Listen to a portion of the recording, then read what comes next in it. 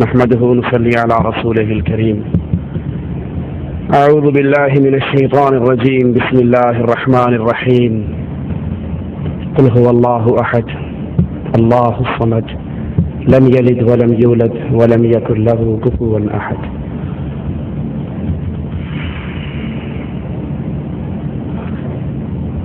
کسی مریض کے دل کا آپریشن ڈاکٹر تجویز کر دیں کہ اس کی بقا کے لیے بائی پاس کرنا بڑا ضروری ہے، اور وہ کسی سرجن کی تلاش کی بجائے کسی حلاق کے پاس چلا جائے، نائی کے پاس چلا جائے، اور وہ نائی اپنے اسروں سے چیر پھاڑ کے رکھ دے، اس کی ہلاکت کی یقینی میں اب کوئی شک نہیں رہے گا۔ کچھ ایسا ہی حال امت اسلام کا ہے۔ امت اسلام کی ہدایت، امت اسلام کی نجات کے لیے عرش والے رب نے اپنے کلام کو اتارا، جو اس کلام کو لے کر آیا وہ فرشتوں کا سردار، جس رات میں آیا وہ راتوں کی سردار، جس ماہ میں آیا وہ مہینوں کا سردار، جس رسول پہ آیا وہ رسولوں کا سردار صلی اللہ علیہ وسلم۔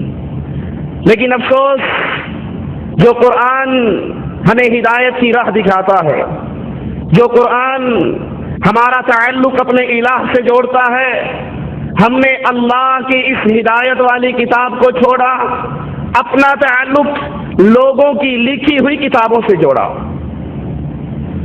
اللہ کے کلام کو چھوڑا، رب کی کتاب کو چھوڑا۔ کبھی کسی مولوی کی کتاب کو سینے سے لگا لیا، کبھی کسی مولوی کی کتاب کو سینے سے لگا لیا، اور برا ہو ان علماء سو کا جنہوں نے عامت الناس کو یہ بات سمجھائی کہ قرآن سیکھنے اور سمجھنے کے لیے 18 علوم کی ضرورت ہے، ان علوم کو سیکھے بغیر تم کتاب اللہ کو نہیں سمجھ سکتے، اب جو حضرت نے لکھ کر دے دیا ہے اس کو سینے سے لگا لو۔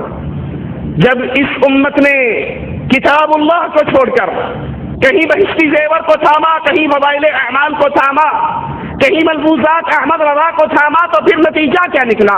یہ امت بربادی کی طرف بڑھتی ہی گئی، اور اس امت پر ذلت اللہ نے واجب کر کے رکھ دی۔ کہیں کسی کونے میں دلیل، کہیں کسی کونے میں دلیل، اور ذلت کی وجہ کیا ہے؟ الذین آمنوا وَلَمْ يَلْبِسُوا إِيمَانَهُمْ بِظُلْمٍ أُولَئِكَ لَهُمُ الْأَمْنُ وَهُمْ مُهْتَدُونَ۔ چاہتے ہو ہدایت مل جائے، چاہتے ہو امن مل جائے، اس کتاب اللہ کو سینے سے لگاؤ، اللہ کی توحید کو سمجھو، اللہ کی توحید کے اندر کسی اور کو شریک نہ کرو، شرک سے تم بچ جاؤ، ہدایت بھی عطا ہو جائے گی اور آخرت میں نجات بھی مل جائے گی۔ لیکن جب ہم نے اس کتاب اللہ کو چھوڑا تو پھر ہمارے اوپر ہلاکتوں کے دروازے کھلے۔ فضائل اعمال نے اس امت کو کیا دیا؟ سب سے بڑی تباہی اس امت پر فضائل اعمال کے ذریعے اللہ کی خالص سچی اور سچی توحید، وہ توحید جس کو پھیلانے کے لیے کبھی تو آقا کا ماتھا پھٹا، وہ توحید جس کو پھیلانے کے لیے کبھی آقا کے دانت ٹوٹے، وہ توحید جس کو پھیلانے کے لیے کبھی آقا کے گلے میں کپڑے ڈال کر بل دیے گئے، وہ توحید جس کو پھیلانے کے لیے کبھی طائف کے میدان میں محمد رسول اللہ صلی اللہ علیہ وسلم کے سر اقدس سے خون نکلا، جوتیوں میں آیا، زمین پہ گرے، آنکھیں کھولی، فرشتوں نے کہا آقا اجازت دے دو ان پہاڑوں کو اٹھائیں اور اہل طائف میں گرا دیں۔ کہا نہیں، ان اہل طائف پہ پہاڑوں کو نہ گراؤ، انہوں نے مجھے مارا ہے، مجھے اللہ سے امید ہے ان کی پشتوں سے نکلنے والے ضرور لا الہ الا اللہ کا اقرار کرتے رہیں گے۔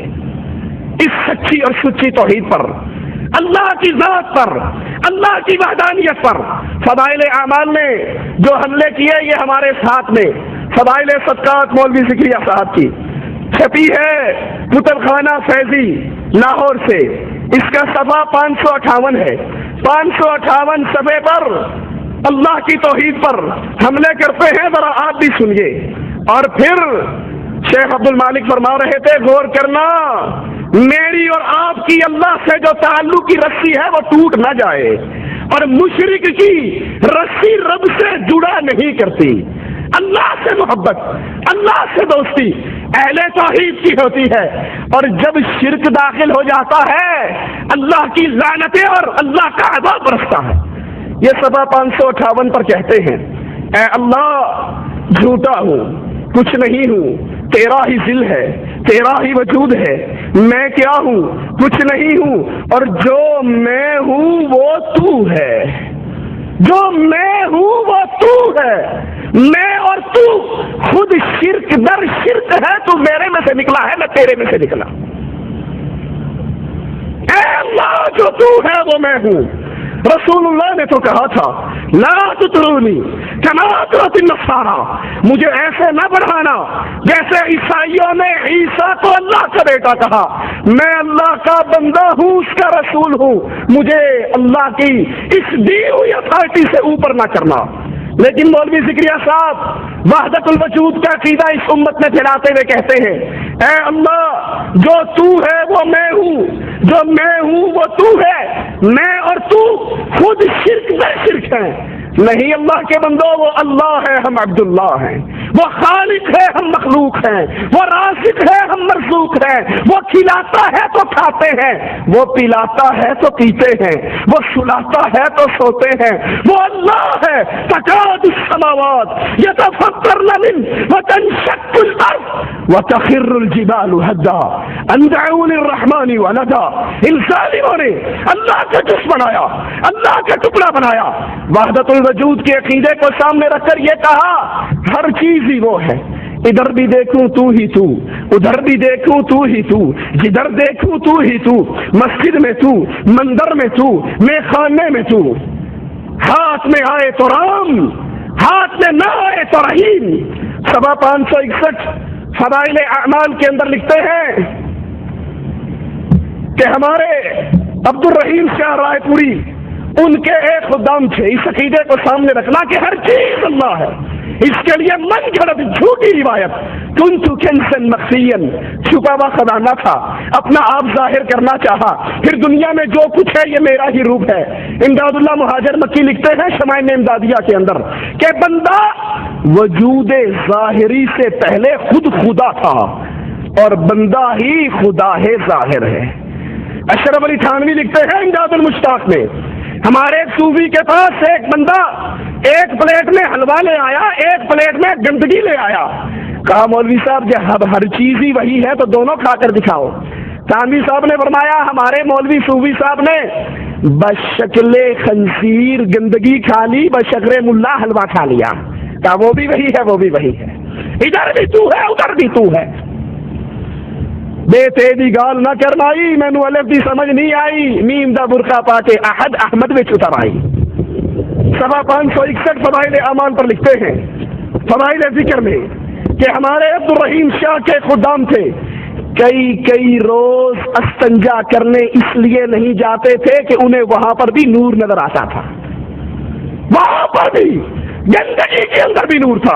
ہر چیز ہی اللہ ہے، ہر چیز میں اللہ ہے، ہر چیز اللہ کی صورت ہے۔ نعوذ باللہ گندگی کے اندر بھی ان کو اللہ کے انوار نظر آتے تھے، اس لیے باتھ روم کے اندر بھی نہیں جا سکتے تھے۔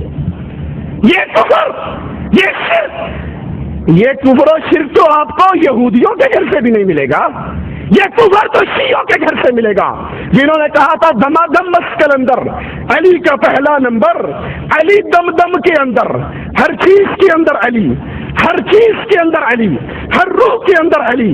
اور یہ ہمارے ہاتھ میں فضائل درود ہے، یہی عقیدہ یہاں پر رسول اللہ کے بارے میں بیان کرتے ہیں، صفحہ اس کا 133 ہے، کہتے ہیں رہا جمال پہ تیرے حجاب بشریت، انا للہ و انا الیہ راجعون۔ اے رسول صلی اللہ علیہ وسلم آپ بشر بن کر آئے تو حقیقت کیا تھا؟ رہا جمال پہ تیرے حجاب بشریت، نہ جانا کون ہے کچھ بھی کسی نے جز ستار، اللہ عز و جل کے علاوہ تجھے کوئی نہ پہچان سکا۔ تو بظاہر تو انسان کے روپ میں آیا، لیکن تو انسان نہیں تھا، تو اسی کے نور کا ٹکڑا تھا۔ ایک مولوی صاحب لکھتے ہیں تذکرہ غوثیہ کے اندر کہ اللہ کے رسول صلی اللہ علیہ وسلم نے جبرائیل سے پوچھا وحی کہاں سے لاتے ہو؟ کہا سدرۃ المنتہا پہ کھڑا ہو جاتا ہوں، وہی آ جاتی ہے، لے کر آپ کے پاس آ جاتا ہوں۔ کہا کبھی دیکھا ہے وہی دینے والا کون ہے؟ کہا کبھی ہمت پئی نہیں۔ کہا ہوں جا کے کریں دیکھی کون تو بیٹھا ہے۔ یہ جبرائیل گئے، عرش پہ پہنچے، پردہ اٹھایا تو خود محمد رسول اللہ بیٹھ کر وہی کر رہے تھے۔ رہا جمال پہ مولوی زکریا صاحب فضائل درود صفحہ 133 کتب خانہ فیضی، رہا جمال پہ حجاب بشریت۔ اے نبی آپ بشریت کے پردے میں آئے لیکن بشر نہیں تھے۔ یہ صفحہ 223 ہے فضائل حج کا۔ کہتے ہیں پیر جنید بغدادی بیت اللہ کا طواف کر رہے تھے، ایک لڑکی نوجوان وہ بھی ساتھ طواف کر رہی تھی۔ طواف کرتے کرتے کہنے لگی جنید اللہ کا طواف کرتے ہو یا بیت اللہ کا طواف کرتے ہو؟ کہنے لگے نہیں میں تو بیت اللہ کا طواف کرتا ہوں۔ آسمان کی طرف منہ کر کے کہتی ہے اللہ یہ کیسے پتھر دل لوگ ہیں جو پتھروں کا طواف کرتے ہیں، میں تو تیرا طواف کرتی ہوں۔ یہ بیت اللہ بھی اللہ ہے، یہ زندگی میں بھی اللہ کا نور ہے، محمد بھی اللہ ہے۔ اور مولوی زکریا کہتا ہے جو تو ہے وہ میں ہوں، جو میں ہوں وہ تو ہے۔ یہ عقیدہ وحدت الوجود کا عقیدہ، کفر کا عقیدہ ہے، شرک کا عقیدہ ہے۔ اس عقیدے نے، اس فضائل اعمال نے اس امت اسلام سے توحید کو چھینا۔ بڑے دعوے سے کہتے ہیں نہیں جی آپ نہیں سمجھتے، قرآن کے بعد سب سے زیادہ یہی کتاب پڑھی جاتی ہے، لیکن سنیے ان عقیدوں کو سامنے رکھیے اور قرآن کی آیات پہ غور کیجیے۔ قل هو اللہ احد اللہ الصمد لم یلد ولم یولد۔ اللہ ایک ہے، اللہ دو نہیں، تین نہیں، لی خمسہ اتفی بہا حر الوبا، میرے پاس پاک نہیں، قل هو اللہ احد، اللہ ایک ہے۔ پھر رسول اس کے نور سے نہیں آئے، مولوی زکریا اس میں سے نہیں نکلا، کوئی اس میں حلول نہیں کرتا، کوئی اس میں فنا نہیں ہوتا، وہ کسی میں فنا نہیں ہوتا، بلکہ وہ اپنے عرش پر مستوی ہے، ذات میں اکیلا ہے، عبادت میں اکیلا ہے، صفات میں اکیلا۔ دوسری بڑی گمراہی اس فضائل اعمال کی وجہ سے امت اسلام میں یہ پھیلی کہ وہ علم غیب جو اللہ اکیلے کی صفت ہے، جو اللہ اعلان کرتا ہے کہ عالم الغیب، غیب کا علم اللہ کے پاس ہے، اپنے غیب کو کسی کو اطلاع نہیں دیتا، الا من ارتضی، چاہتا ہے رسولوں میں سے کسی کو چن لیتا ہے، وہی کر کے اس کو بتا دیتا ہے۔ وہ علم غیب جو خاصہ ہے اللہ عز و جل کا، اس کے بارے میں عقیدہ پیش کیا کہ یہ علم غیب ہمارے پیروں کو بھی ہے، ہمارے بزرگوں کو بھی ہے، ہمارے ولیوں کو بھی ہے۔ یہ فضائل اعمال ہمارے ہاتھ میں ہے۔ صفحہ اس کا 427 ہے۔ کہتے ہیں شیخ عبدالعزیز دباغ قریب ہی زمانے میں ایک بزرگ گزرے ہیں، بالکل ان پڑھ تھے، لیکن جب ان کے سامنے کوئی قرآن پڑھتا، حدیث رسول بیان کرتا، حدیث قدسی بیان کرتا، جھوٹی بات بیان کرتا، تو فوراً کہہ دیتے تو نے قرآن کی آیت پڑھی، تو نے حدیث قدسی پڑھی، تو نے رسول کی حدیث پڑھی اور تو نے جھوٹ بولا، مجھے تمہارے بولنے سے پتہ لگ جاتا ہے، نور نکلتا ہے۔ یہ علم غیب نہیں ہے تو مولوی صاحب اور کیا ہے؟ محمد رسول اللہ صلی اللہ علیہ وسلم کے پاس آ کر سائل نے کہا تھا تبلیغ کے لیے علماء کی ضرورت ہے، نبی نے قاریوں کی جماعت روانہ کی، وہ شہید ہوئی یا نہیں ہوئی؟ عبدالعزیز دباغ کو تو بولنے سے پتہ لگ گیا یہ جھوٹ بول رہا ہے، محمد کو کیوں پتہ نہ لگا صلی اللہ علیہ وسلم؟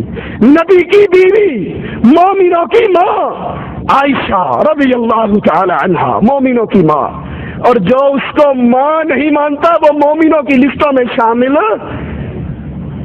اس پہ تہمت لگی، راتیں گزری، نبی کبھی عمر سے پوچھتے ہیں، کبھی عثمان سے پوچھتے ہیں، کبھی علی سے پوچھتے ہیں، بولنے والوں کو دیکھ کر رسول اللہ نے کیوں نہیں کہہ دیا تم جھوٹ بولتے ہو؟ بولنے والوں کو دیکھ کر نبی نے کیوں نہ پہچانا؟ یہ علم غیب جو اپنے عبدالعزیز دباغ کو دے رہے ہو، یہ علم غیب رسول اللہ صلی اللہ علیہ وسلم کو کیوں نہ تھا؟ اللہ کے نبی علیہ الصلوۃ والسلام آسمان سے وہی آ جاتی تو بیان کر دیتے، یہودی سوال کرتے، آپ نے کہا جواب کل دوں گا انشاءاللہ کہنا بھول گئے، وہی رک گئی، نبی کو نہیں پتا تھا میں نے انشاءاللہ نہ کہا تو کل وحی نہیں آئے گی. یہ 484 ہے. یہی فضائل اعمال ہے. کہتے ہیں ہمارے ابو یزید قرطبی فرماتے ہیں جو 70,000 مرتبہ لا الہ الا اللہ پڑھ لے وہ جہنم سے بچ جاتا ہے.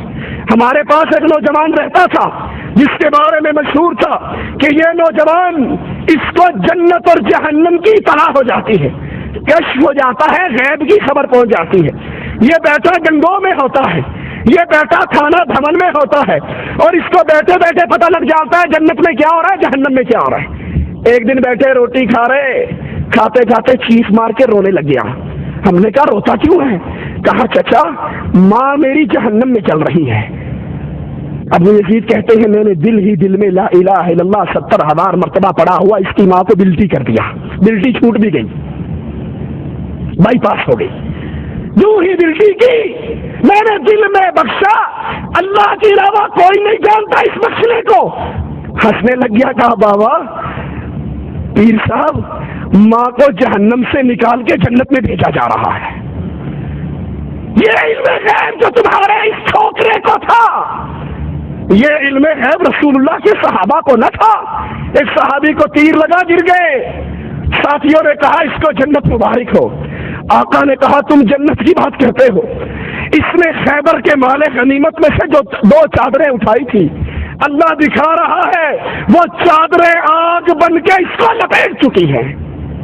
یہ علم غیب کہ جنت میں کیا ہو رہا ہے، جہنم میں کیا ہو رہا ہے، یہ اللہ کے علم میں ہے. اللہ چاہتا ہے اپنے نبی کو دکھا دیتا ہے.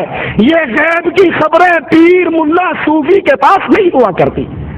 صفحہ 437 ہے. یہی فضائل اعمال ہیں. کہتے ہیں جنید بغدادی ایک مرتبہ شیطان کو دیکھتے ہیں ننگا پھر رہا تھا.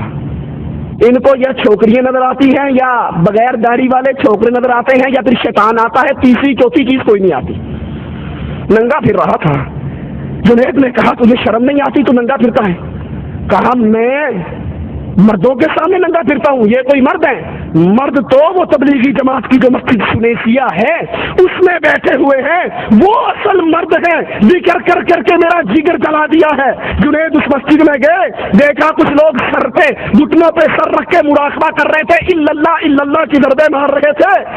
مجھے دیکھتے ہی فوراً بولے بغیر، جنید کے بتائے بغیر کہ میں نے کیا خواب دیکھا ہے، فوراً کہنے لگے اس شیطان کی باتوں میں نہ آ جانا، وہ شیطان تھا. ابھی بتایا نہیں کہ رات میں نے خواب میں شیطان سے ملاقات کی. ان بزرگوں نے دلوں میں آنے والے وسوسوں کو پہلے ہی پہچان لیا. محمد الرسول اللہ صلی اللہ علیہ وسلم زہر والا کھانا رکھا جاتا ہے، یہودیہ لاتی ہے، بوٹی اٹھا کر منہ مبارک میں داخل کر لیتے ہیں. نبی کو اس کے دل کے وسوسوں کی اطلاع کیوں نہ ہوئی؟ نبی اس کو کیوں کھا گئے؟ نبی نے اس کو کیوں چبا لیا؟ کیوں کہا کہ اس گوشت نے، اس ران نے مجھے بول کر بتایا ہے آقا نہ کھاؤ، مجھ میں زہر ملا ہے. فضائل اعمال کی بربادیوں میں سے بہت بڑی بربادی علم غیب جو اللہ کی صفت تھی، ہم نے اس کو چھینا اور چھین کے اپنے مولویوں میں کیسے بانٹا. یہ صفحہ 560 اسی فضائل اعمال کا. کہتے ہیں ہمارے جو بزرگ تھے وہ کشف کے ذریعے پہچان لیتے تھے. وضو کرنے والا وضو کرنے کے لیے بیٹھتا تو پھر وہ فوراً بتا دیتے کہ اے بیٹا تو نے یہ گناہ کیا ہے، تیرے پانی میں سے یہ گناہ گر رہا ہے، تو زنا کرنے سے باز آ جا، تو چوری کرنے سے باز آ جا. وہ ان کے وضو کے قطروں کو گرتا ہوا دیکھ کر بتا دیتے کہ اس بندے نے اللہ کے ساتھ یہ معاملہ اپنا بگاڑا ہے. یہ غیب کی خبر ہے، کوئی آدمی کیا کرتا ہے، لیکن کہتے ہیں ہمارے پیروں کو وضو کے گرتے ہوئے قطروں سے نظر آ جاتا ہے یہ کیا کرتا ہے. یہ صفحہ 96 ہے فضائل درود کا. ایک کہتے ہیں ہمارے، اور بڑی عجیب بات ہے، جو بھی واقعی آپ سنو گے پڑھو گے، شیعہ نہیں کبھی ذاکر کی بات سنی، آواز پہ آندی ہے، وہ کوئی حوالہ نہیں دیتا، قرآن میں آیا ہے، حدیث میں آیا، آواز پہ آندی ہے، پیچھوں آواز آندی ہے، وہ شیطان آواز کر رہا ہوتا ہے. ان صوفیوں کی بھی جتنی کتابیں پڑھو گے کہیں نہیں بتائیں گے اللہ نے کہا، رسول اللہ نے کہا، قرآن میں کہا، حدیث میں۔ ایک سید صاحب نے بتایا، ایک شاہ صاحب نے ذکر کیا۔ یہاں بھی کہتے ہیں ایک دوست نے مجھے بتایا، ایک خطاط لکھنؤ کا جب وہ صبح آ کر دکان کھولتا تو سب سے پہلے رسول اللہ صلی اللہ علیہ وسلم پر درود شریف پڑھتا اور اس درود کو لکھ لیتا۔ اس کی موت کا وقت آیا تو پریشان ہو گیا، پتہ نہیں اگلے جہان میں کیا ہونے والا ہے۔ ایک مجذوب بابا نکلا اور کہنے لگا بابا کیوں گھبراتا ہے، وہ جو روز درود لکھتا تھا وہ رسول اللہ کے دربار میں پیش ہو گیا، تیری نجات کا فیصلہ ہو رہا ہے۔ یہ غیب کی خبر مجذوب کو کیسے مل گئی؟ یہ کس نے بتا دیا کہ تیری بات، تیرا دستہ رسول اللہ کی عدالت میں پیش ہے اور اللہ کے نبی تیری نجات کا فیصلہ کر رہے ہیں؟ یہ غیب صرف اللہ کا علم ہے، چاہتا ہے رسولوں پہ وحی کر دیتا ہے، اور اگر نہیں چاہتا تو کئی کئی دن وحی کو روک بھی لیتا ہے۔ آئیے قرآن کو سنیے، قُل لَّا يَعْلَمُ مَن فِي السَّمَاوَاتِ وَالْأَرْضِ الْغَيْبَ إِلَّا اللَّهُ۔ آسمان میں کیا ہے، کون جنت میں کون جہنم میں، ان کے ساتھ ماجرا کیا ہو رہا ہے؟ زمین و آسمان کی چھپی ہوئی باتوں کو اللہ کے علاوہ کوئی نہیں جانتا۔ وما یشعرون ایان یبعثون۔ تم جن صوفیوں کو عالم الغیب سمجھتے ہو، تم جن پیروں کو عالم الغیب سمجھتے ہو، ان کو تو یہ بھی نہیں پتا کہ مر کے اٹھائے کب جانے ہیں۔ قرآن حکیم، قل لا اقول لکم عندی خزائن اللہ۔ اے نبی علیہ الصلوۃ والسلام کہہ دیجئے میں نہیں کہتا میرے پاس اللہ کے خزانے، ولا اعلم الغیب، میں یہ دعویٰ کرتا ہوں میں غیب دان ہوں، ولا اقول لکم انی ملک، میں یہ دعویٰ بھی نہیں کرتا کہ میں نوری ہوں۔ اذان سے پہلے پڑھا کرو الصلاۃ والسلام علیک یا نور من نور اللہ۔ میں نہ نوری ہوں، نہ عالم الغیب ہوں، نہ گنج بخش ہوں، نہ مختار کل ہوں، نہ خزانوں کا مالک ہوں، پھر ہوں کیا؟ میں تو اللہ کی طرف سے بھیجا ہوا رسول ہوں جو ڈراتا ہوں اور خوشخبری دیتا ہوں۔ تیسری بڑی گمراہی اس فضائل اعمال کی وجہ سے کلمہ گو مسلمانوں میں قرآن کو چھوڑ کر اس کتاب کو سینے سے لگانے کی جرم میں جو پھیلی وہ یہ ہے کہ ہمارے اولیاء اللہ، ہمارے بزرگان دین، ان کو اللہ سے ڈائریکٹ ان کی ملاقاتیں ہوتی ہیں، وہ ڈائریکٹ اللہ سے باتیں کرتے ہیں، ان کو ضرورت نہیں ہوتی، ان کو حاجت نہیں ہوتی کہ وہ کسی رسول صلی اللہ علیہ وسلم کی حدیث کو یاد کریں۔ یہ ہمارے ہاتھ میں فضائل حج مولوی ذکریہ صاحب کی صفحہ 164 اور 65 کہتے ہیں ابدال میں سے ایک شخص نے خضر سے پوچھا کہ تم نے اپنے سے زیادہ مرتبے والا کوئی دیکھا؟ کہا ہاں، میں ایک مرتبہ مدینہ الرسول میں حاضر تھا تو وہاں پر عبد الرزاق محدث رحمت اللہ علیہ حدیثیں بیان کر رہے تھے۔ میں نے ایک نوجوان کو دیکھا جو کونے میں بیٹھا ہوا، اپنا سر اس نے گھٹنوں میں دیا ہوا اور رسول اللہ کی حدیثیں نہیں سنتا۔ میں نے کہا کیا بات ہے، تو اللہ کے نبی کی حدیثیں کیوں نہیں سنتا؟ کہا یہاں وہ لوگ ہیں جو عبد الرزاق سے سنتے ہیں۔ کس سے سنتے ہیں؟ عبد الرزاق، رزاق کے بندے سے، اور میں وہ ہوں جو ڈائریکٹ رزاق سے سنتا ہوں۔ مجھے رسول اللہ کی حدیثوں کی حاجت نہیں، میری اللہ سے ایسی لو لگی ہے، مجھے جب بھی کوئی مسئلہ درپیش ہوتا ہے براہ راست اللہ سے سوال کر لیتا ہوں۔ میں نے کہا اچھا اگر یہی بات ہے تو پھر یہ بتاؤ میں کون ہوں؟ کہا تو، نظر اٹھا کے دیکھا، کہا تو خضر علیہ الصلوۃ والسلام ہے۔ تو خضر نے کہا میں نے پہچان لیا، واقعی اللہ کے بعض اولیاء ہیں جو درجے میں مجھ سے بھی اوپر ہیں۔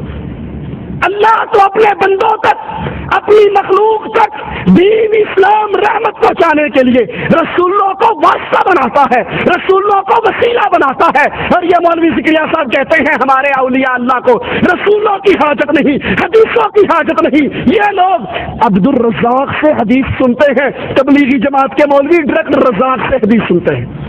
یہ دوسرا حوالہ صفحہ 574 ہے فضائل اعمال کا، کہتے ہیں شبلی میں نے ایک جگہ دیکھا ایک مجنون شخص ہے، لڑکے اس کو پتھر مار رہے ہیں، میں نے لڑکوں کو دھمکایا، روکا، وہ کہنے لگے جناب یہ دعویٰ کرتا ہے کہ میں اللہ سے ملاقات کرتا ہوں، اللہ کو دیکھتا ہوں.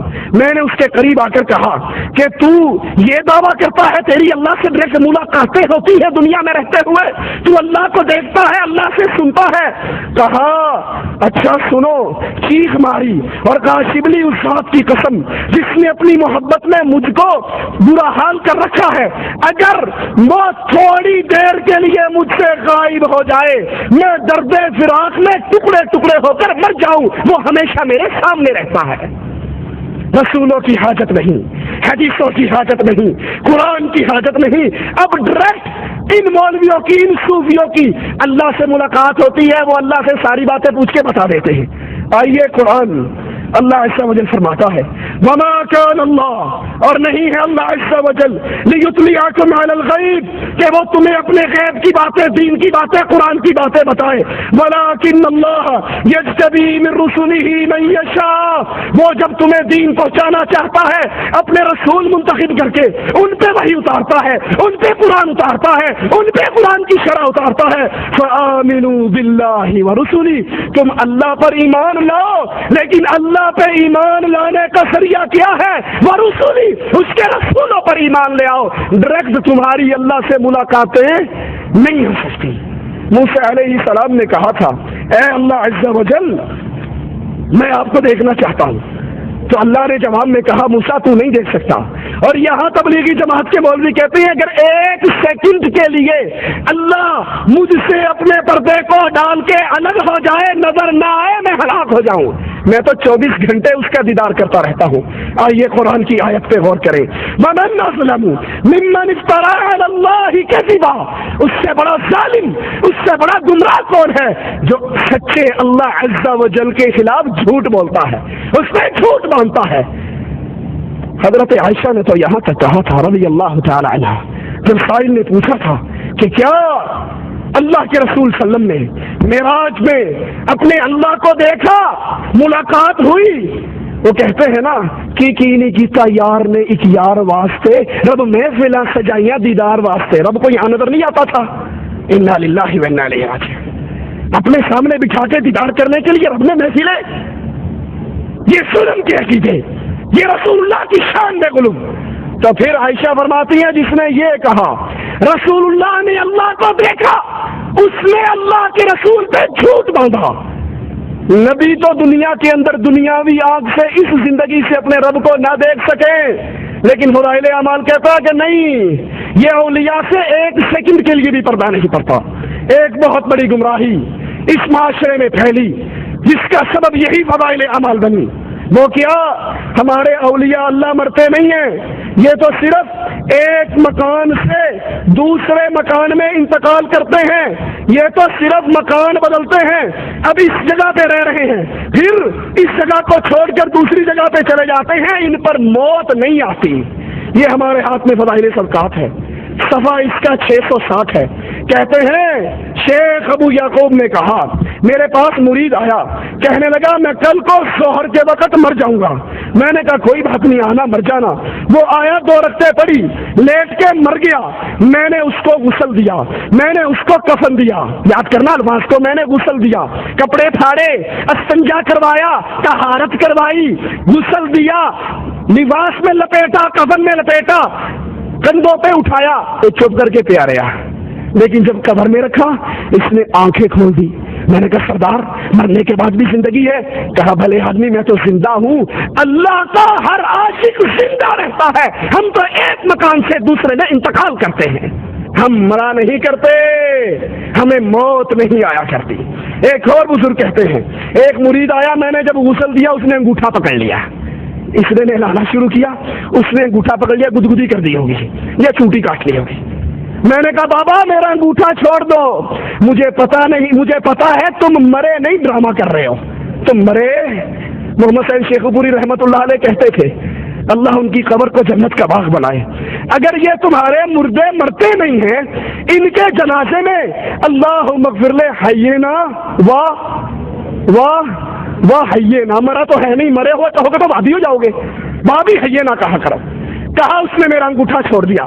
ابن جلا کہتے ہیں ایک بزرگ آئے، میں نے ان کو پھٹے پہ رکھا نہلانے کے لیے، کہکا مار کے ہنسنے لگے. ایک انگوٹھا پکڑ رہا ہے، ایک آنکھیں کھول رہا ہے اور ایک ہنس رہا ہے. یہ 671 پہ. ایک اور کا واقعہ سنیے.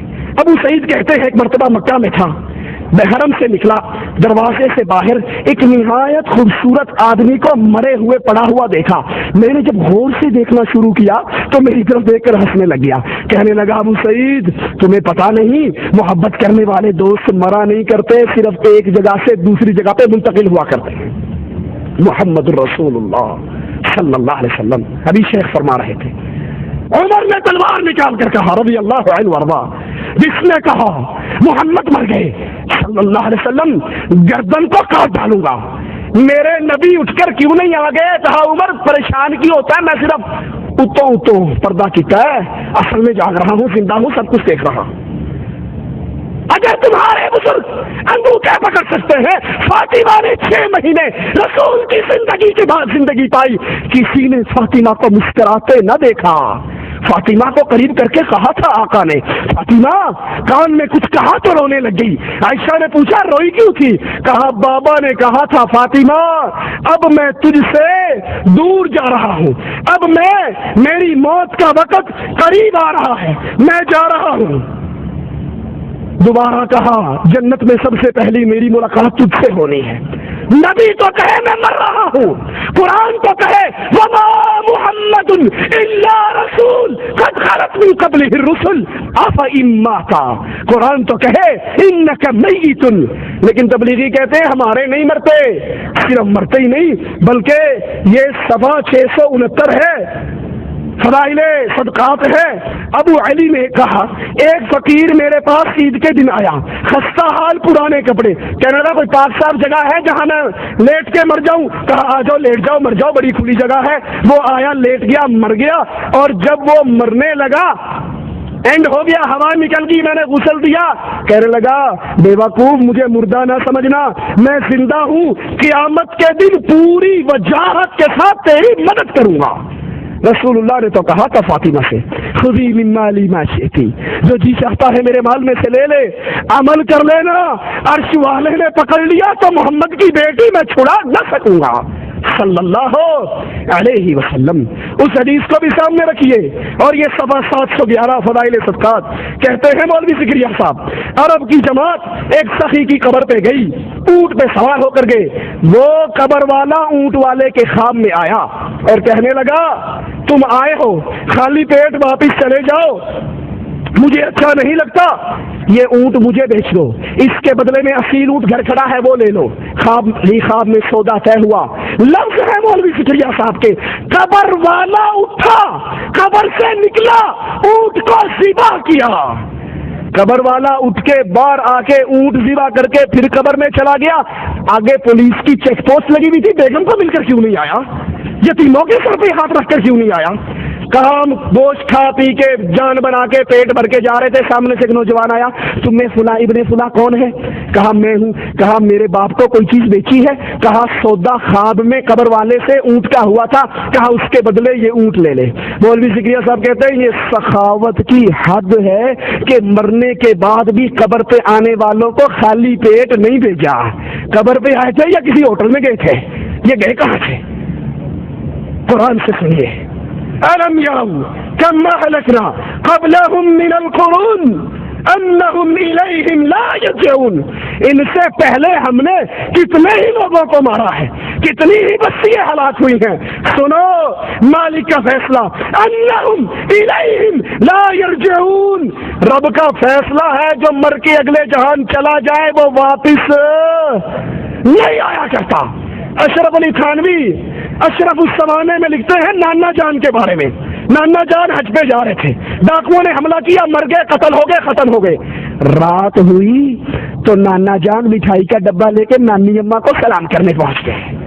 کہنے لگے کسی کو نہ بتانا، ہر جمعرات کو آؤں گا، مٹھائی لاؤں گا. کہا اچھا ٹھیک ہے. تھانوی صاحب کے نانا نہیں بتاتی.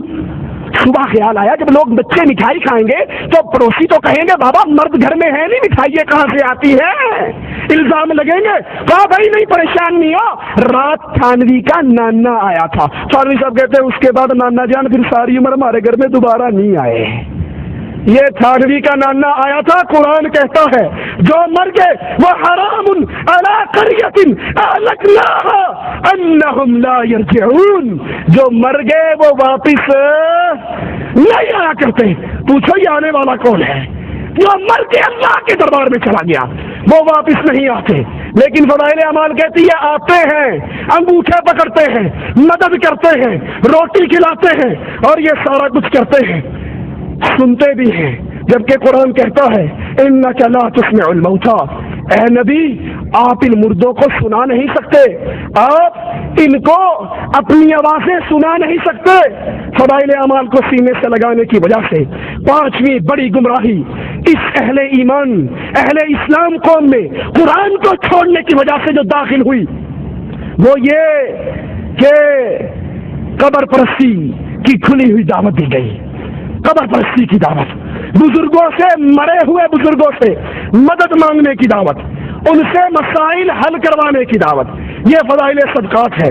صفحہ اس کا 716 ہے۔ کہتے ہیں ہمارے ایک آدمی تھے مصر میں، ایک صاحب خیر، کوئی دلیل نہیں، ایک بندہ آواز پہ جان دیے، مصر میں ایک صاحب خیر ضرورت مند فقیروں کو چندہ اکٹھا کر کے دیتے تھے۔ ایک فقیر آیا، چندہ مانگا، کہیں سے نہ ملا، ہر جگہ سے مانگا، آخر میں ایک سخی کی قبر پہ جا کر بیٹھ کر سارا حال سنا دیا کہ یہ غریب ہے، اس کو کچھ نہیں مل رہا، اور آ کر اپنے پاس سے 1 دینار توڑا، آدھا اس کو دیا، آدھا جیب میں رکھا۔ رات کو یہ قبر والا خواب میں آیا، کہنے لگا اس وقت مجھے بولنے کی اجازت نہیں تھی، میں نے باتیں تھی ساری سن لی تھی، بولنے کی اجازت نہیں تھی، میرے گھر میں جاؤ، انہیں کو چولہے کے نیچے جو مرتبان ہے وہ پھاڑو اور وہاں سونے اور شرفیہ دفن ہے وہ مجھے دے دو۔ یہ گئے، جگہ پھاڑی، سونا نکالا، اور پھر ان گھر والوں سے کہنے لگا خواب کی بات ہے، حقیقت نہیں ہوا کرتی، تم سونا رکھ لو۔ کہا بڑی بے غیرتی ہے، وہ مر کے بھی صدا سخاوت کر رہا ہے اور ہم زندے اس پہ قبضہ کر لیں۔ قبر والے پر جاؤ، قبر والے کے پاس بیٹھو اور وہاں جا کے اپنی مشکل سناؤ۔ یہ فضائل حج ہے ہمارے ہاتھ میں، اس کا صفحہ 138 ہے۔ کہتے ہیں ایک آدمی مرا، اس کے ورثے کے اندر رسول اللہ صلی اللہ علیہ وسلم کے بال بھی آئے، ایک بھائی نے سارے بال لے لیے اور ایک بھائی نے مال لے لیا، مال والے کا مال ختم ہو گیا، مال والے کو اللہ نے بڑا مال دیا۔ پھر جب یہ مر گیا، مولوی زکریا صاحب کہتے ہیں ہمارے صلحاء کے خواب میں اللہ کے نبی آئے، کہا کسی کو کوئی مسئلہ ہو وہ اس کی قبر پہ بیٹھ کر دعا کرے، اس کا مسئلہ ختم ہو جائے گا۔ یہ فضائل حج ہے۔ مولوی زکریا صاحب قبر پرستی کی دعوت کیسے دے رہے ہیں آپ بھی سنیے۔ کہا جب تم مدینے میں جاؤ، نبی صلی اللہ علیہ وسلم کی قبر کے پاس جاؤ، اپنے سر کو جھکا کر رکھو، نبی کی ہیبت دل میں بٹھاؤ اور یاد کرو نبی کی جو قبر ہے، نبی کی جو قبر ہے وہ قبر دنیا کی ساری جگہوں سے اچھی ہے، بلکہ رسول اللہ کی قبر کا وہ حصہ جو آپ کے جسم سے لگا ہوا ہے وہ کعبے سے افضل ہے، وہ عرش سے افضل ہے، وہ اللہ کی کرسی سے افضل ہے۔ پھر بیت اللہ کا طواف چھوڑ کے اسی قبروں کا طواف کیا جائے نا۔ ہمارے پاس طارق جمیل صاحب کی کیسٹ یہیں پر موجود ہے، کوئی بھائی لینا چاہے تو دے سکتے ہیں۔ موری شریف کے دربار پہ گئے 19 امیروں کو لے کر، پھر ان کا خطاب ہوا دربار پہ، ان کے خطاب سے پہلے گدی نشین نے خطاب کیا، اس نے کہا مولوی طارق جمیل اور 19 تبلیغی امیروں نے ذکر میں، فکر میں، حمد میں، نعت میں، قوالی میں، سما میں، وجد میں، ایک ایک کام میں شرکت کی۔ ہم سمجھتے تھے ہمارے درمیان بڑا فرق ہے، لیکن مولوی صاحب کا عمل دیکھ کے ہمیں تو یقین ہو گیا ہمارے درمیان بننا تو بڑا ہوتا ہے، بننی کا فرق بھی نہیں ہے۔ میں مولوی طارق جمیل کو دعوت دیتا ہوں، اس سٹیج سے آ کر دعوت کا کام کرو جہاں عشق مصطفیٰ ہو اور خوف خدا ہو۔ پھر مولوی طارق جمیل صاحب نے بیان کیا ولی الاولیاء کی شان، ولی الاولیاء قطب، غوث، ابدال، اور نیچے سے نعرے لگے، نعرہ حیدری، نعرہ رسالت، نعرہ غوثیہ، یا ایھا النبی۔ اس کا ترجمہ کیا ہے غیب کی خبریں بتانے والے اور مجمع بریلویوں کا، ان کے عرس کا، نیچے سے نعرہ لگا نعرہ رسالت۔ یہ قبر پرستی کی دعوت ہے، قبروں پہ بیٹھو، قبر والوں کو حاجت سناؤ۔ اور قرآن اعلان کرتا ہے والذین یدعون من دون اللہ لا یخلقون شیئا وهم یخلقون اموات غیر احیاء وما یشعرون ایان یبعثون۔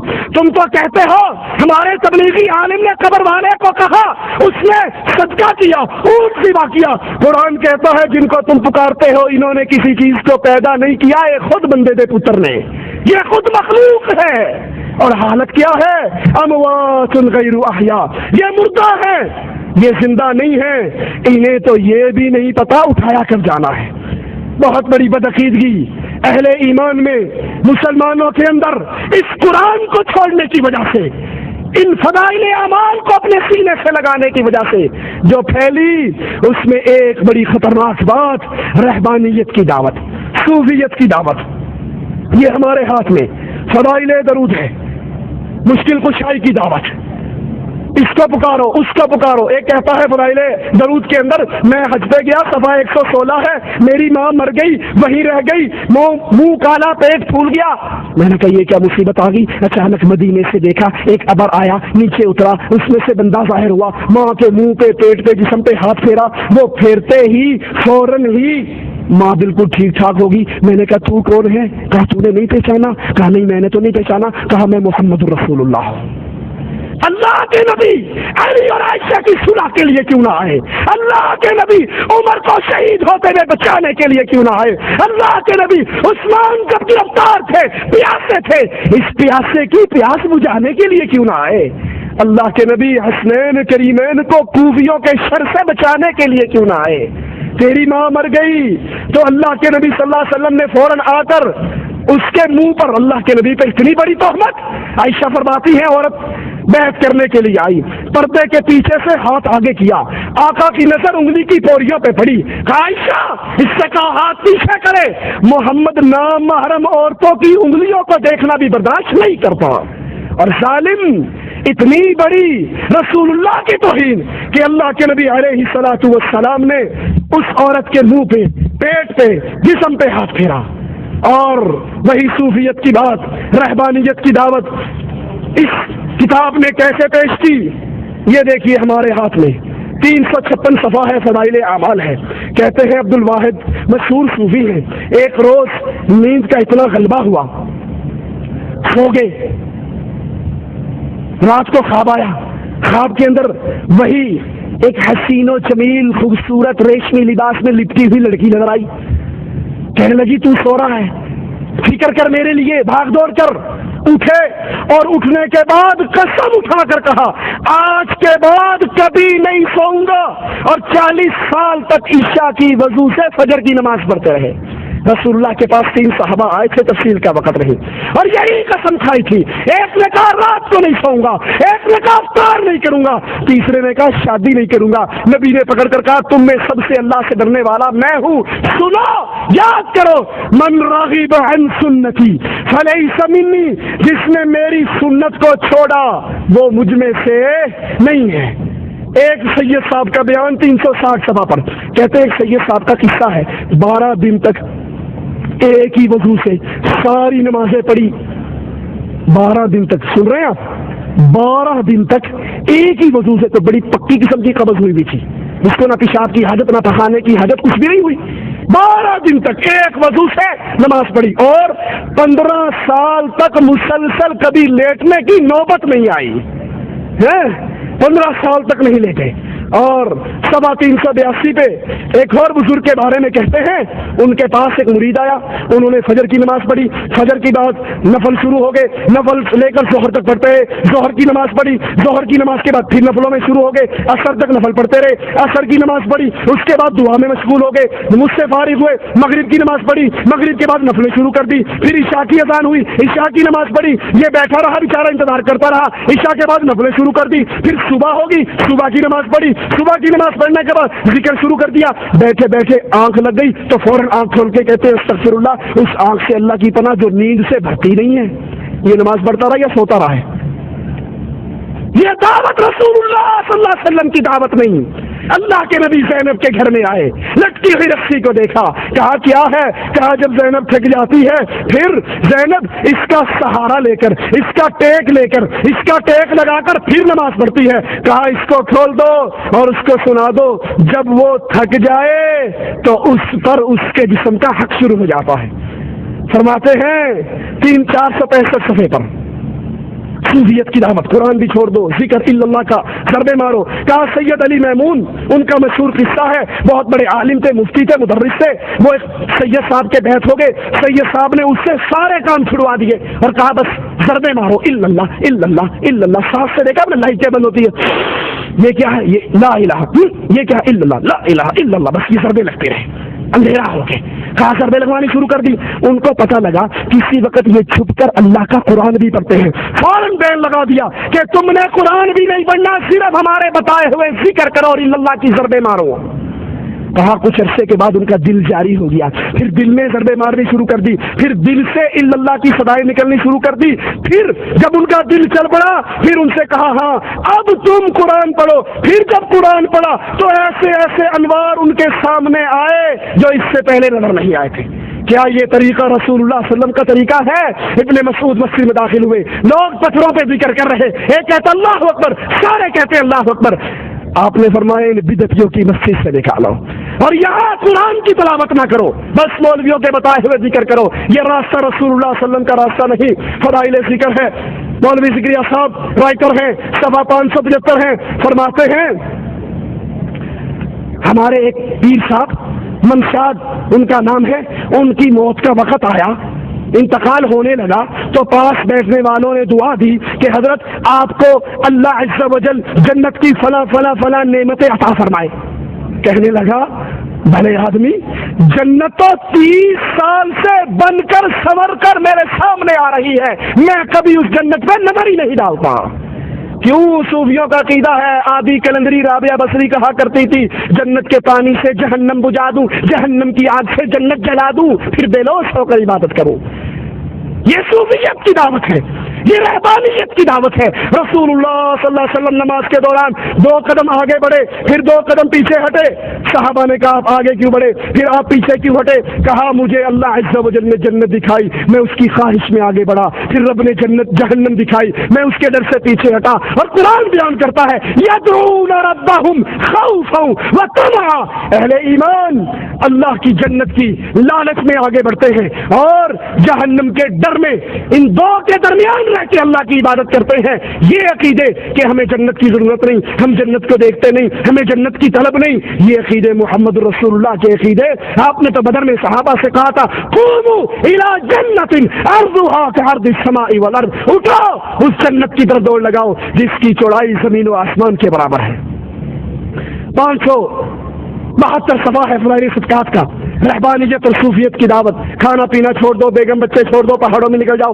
کہتے ہیں ایک بزرگ کی دلیل کوئی نہیں، کون تھا، کب مرا، کب پیدا ہوا، نام کیا تھا، کچھ نہیں، بس ایک بزرگ کی باتیں کرتے ہوئے اس کو اسلام کی دعوت دی. اس نے کہا کہ ہمارے نبی عیسیٰ 40 دن تک فاقہ کر لیا کرتے تھے اور یہ بات معجزے سے ہی ہو سکتی ہے، ویسے تو نہیں ہو سکتی. اس صوفی صاحب نے کہا اچھا اگر میں 50 دن کا فاقہ کروں تو مسلمان ہو جاؤ گے؟ کہا بڑی بات ہے، آپ تو نبی عیسیٰ سے بھی بڑھ جاؤ گے تو مسلمان ہو جاؤں گا.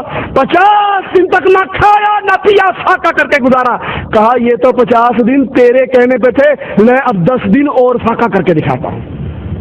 یہ کس رسول کی تعلیم ہے؟ یہ کس نبی کا دین ہے؟ یہ قرآن کی کون سی آیت سے ثابت ہوتی ہے اور رسول اللہ صلی اللہ علیہ وسلم کی کون سی حدیث سے ثابت ہوتی ہے؟ نہیں، بلکہ یہ دعوت رسول اللہ صلی اللہ علیہ وسلم کی دعوت کے خلاف ہے، یہ رہبانیت کی دعوت ہے. 588 کا حوالہ سنیے، یہی فضائل صدقات. کہتے ہیں جنید بغدادی نے کہا ہمارے سری سکھتی جو پیر تھے 98 برس تک کسی نے اس کو موت کے علاوہ بستر پہ لیٹے ہوئے نہیں دیکھا. 98 برس تک کھڑے ہو کر عبادت کرتے ہیں. اس کی کمر تھی یا کوئی اوریجنل قسم کا لینٹر ڈلا ہوا تھا؟